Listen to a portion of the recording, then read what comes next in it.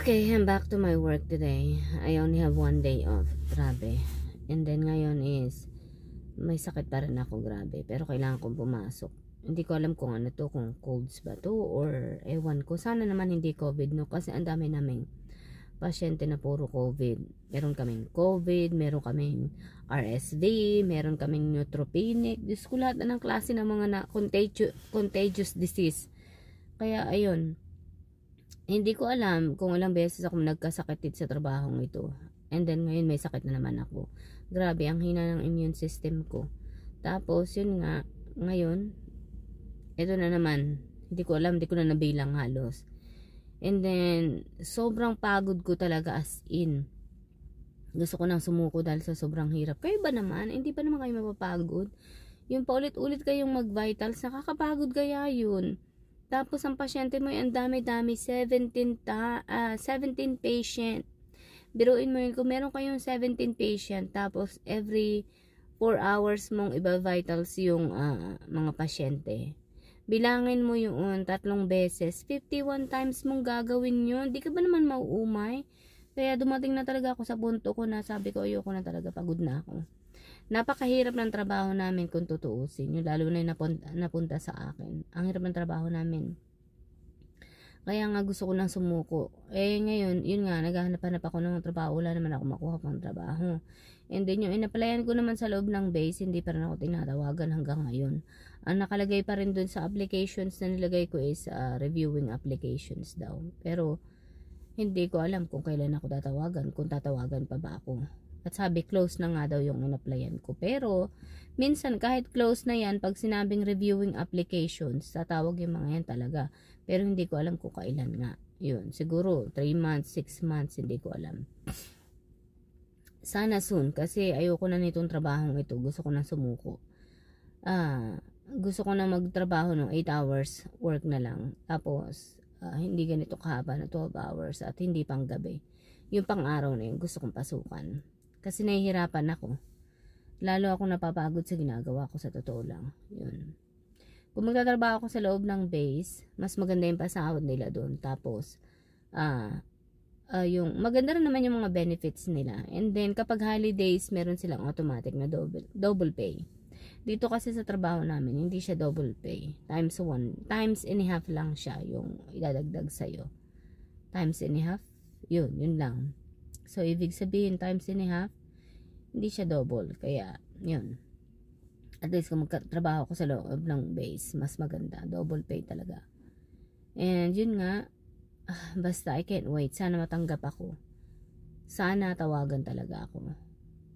And then, yun, nandito na ako sa trabaho. Naghihintay lang ako. And then kagabi, nag-spend ako ng New Year dun sa lugar namin, sa property namin. Grabe naman ang lamig. Nagdala nga kami ng heater pero hindi pa rin sapat yung heater. So halos mamatay ako sa lamig dun. Pakaramdam ko hindi na ako gigising kinabukasan dahil tigas ng katawan ko sa sobrang lamig. Nag-camping kami doon. It's not a good idea on camping on winter time. Tapos ay hindi kayo equipped. Just kumamatay kayo sa lamig. And then kaya ngayon lang bumalik ako. Lalo akong napagod. 1 day off na lang, 1 day na lang ang hihintayin ko tomorrow, sampasukan na lang, and then day off ako ng 4 na araw. Yun, kapahinga ako. Yung 4 days, hindi ko alam kung anong gagawin ko. Baka magpahinga, maglaba, maglinis ang bahay, or pumunta ng Walmart or Walgreen. No, not Walgreen, HEB. Bahala na kung anong magawa ko. So, yun lang. Happy New Year pala sa lahat. 2024 na ngayon. Grabe, ang bilis ng panahon. And yes, grabe. It's my, ano na ngayon, 2 New Year's ko na to eh. So, 1 year na ako dito. Yes. Matagal na ako dito sa Texas, pero dito sa areang ito, 1 year pa lang. Yun, kumbaga pabalik-balik lang ako dito sa Texas. Nung una, ibang area yung pinuntahan ko. 1 taon ako doon. Tapos dito, 1 taon na din ako dito. Magtatagal na naman kami dito sa lugar na ito. Hindi na kami lilipat.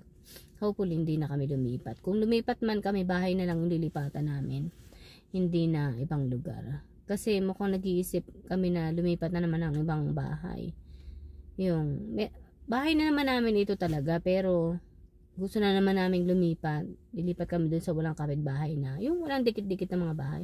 Hindi naman kami totally dikit-dikit. Pero meron namang mga pagitan. Malaki naman yung space ng pagitan.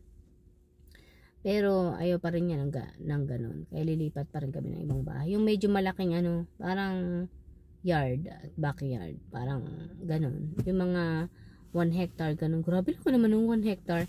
No, mga siguro half hectare lang.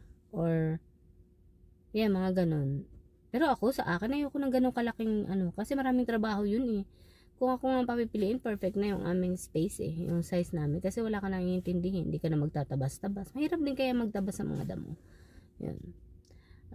Ayoko na may iintindihin ako. Yun, gusto ko na mag-relax, lalo na kapag ikay busy sa trabaho. Pero kung wala ka namang ginagawa at retired na ako, di ba? Why not? Pag retired na ako, syempre ganun ang gagawin ko. Pero matagal pa bago ako mag-retire. Diyos ko. Ako pa lang. Nasa 40s, wala pang 40s. 65 ang retirement dito. Sus, Ginoo, bago ko pa ma-enjoy ang buhay ko. Ganun ang buhay dito. Well, kahit saan naman, kailangan is ihanda mo muna yung future mo, diba? Bago ka mag-relax. Mahirap naman lalong mag-relax ang wala kang inihandang future, diba? Nakakatakot yun. Kasi mga gagastusin mo, paano yun? Maigi kung may magsusuporta sa'yo, diba? Magsusustento, wala naman. Yun. Wala magsusustento sa akin. And then, kahit may anak ako, hindi ko aasahan ang anak ko na magsustento sa akin dahil buong buhay ko ako ang nagpo-provide nun sa sarili ko at sa aming mag-ina. Kaya hindi ko babaguhin yun. Yun. Sisiguraduhin ko na pag tumanda na ako is I will para mamumuhay ako ng masagana. Yun ang gusto kong gawin at gusto kong mangyari pagdating ng panahon. Yun. Kaya pag nag-60 na ako, 65, enjoy ko na lang ang buhay ko ganyan. Well, depende kung marami na akong ipunan. Kung may pension na nga ako is baka mag-retired na ako ng 50. Ayoko na magtrabaho. 50, wow. 50 or 60 yun. Magre-retired na ako. Yan. Tapos mag-enjoy na lang ako sa buhay ko. Ayoko na magtrabaho. Kakapagod na magtrabaho. Totoo pala yun talaga na nakakapagod na magtrabaho. Nakakapagod na magtrabaho. Lalo na ako nagtatrabaho ko sa isang busy na lugar na kagaya ko. Busy na trabaho. Talaga may stress ka talaga at gusto mong lumayo at gusto mong huwag na lang magtrabaho. Yun, naiintindihan ko yung iba kung bakit ayaw na nilang magtrabaho.